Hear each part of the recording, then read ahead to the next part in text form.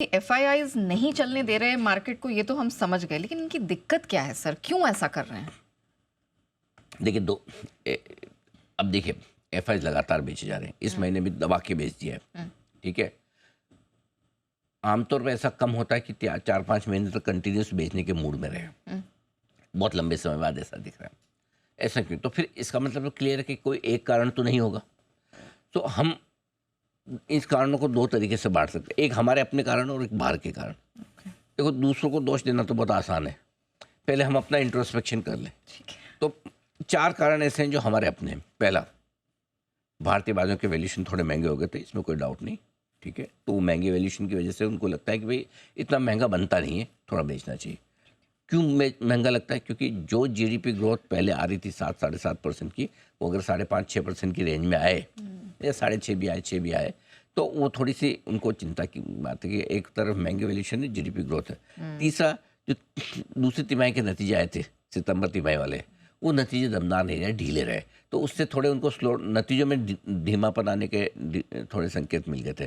तीसरा होता। चौथा था कमज़ोर रुपया।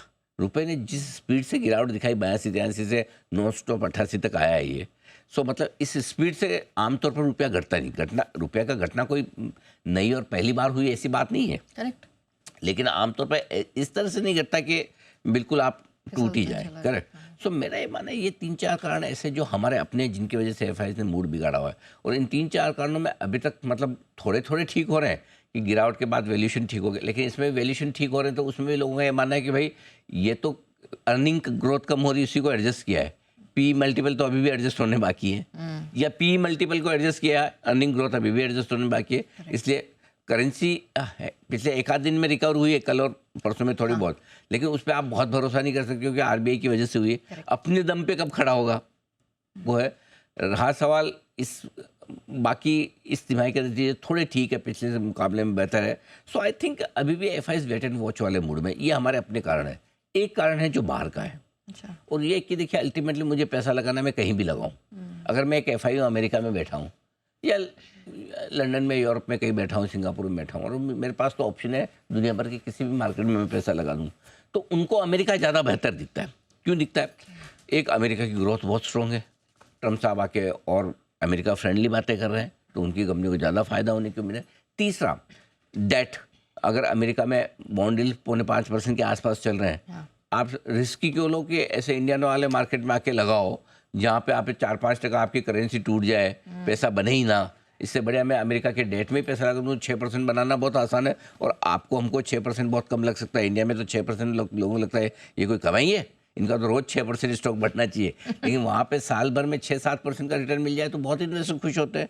डबल डिजिट रिटर्न में तो बल्ले बल्ले हो जाती है वहाँ पे। तो उनकी रिटर्न एक्सपेक्टेशन बहुत लो है, क्योंकि उनका इन्फ्लेशन भी लो चलता है हिस्टोरिकली, 1-1.5-2% की रेंज में इन्फ्लेशन चलता है। तो मेरा ये समझना है कि अमेरिका उनके लिए ज़्यादा आकर्षक है। और नेचुरली एक चीज़ और है ना, नेहा, हमें समझनी चाहिए, हर एक इन्वेस्टर कोई भी हो, उसको जितना उतना अपने देश का मार्केट समझ में आता है ना, उतना दूसरे देश का उतना नहीं आता। मैं नहीं कहता कि हमेशा आप जिस देश में पले बढ़े हैं वो, और जहाँ आपने पूरी देखिए, वहाँ के मार्केट की पकड़, आपकी इकोनॉमी की पकड़ कुछ अलग ही होगी, करेक्ट। वो आपने जिया है ना, बिल्कुल। सो इसलिए अमेरिका वालों को अमेरिका ज़्यादा समझ आ रहा है। और इमर्जिंग मार्केट में दूसरे देशों की कंपैरिजन में देखेंगे तो हमारे वैल्यूएशन महंगे भी हैं।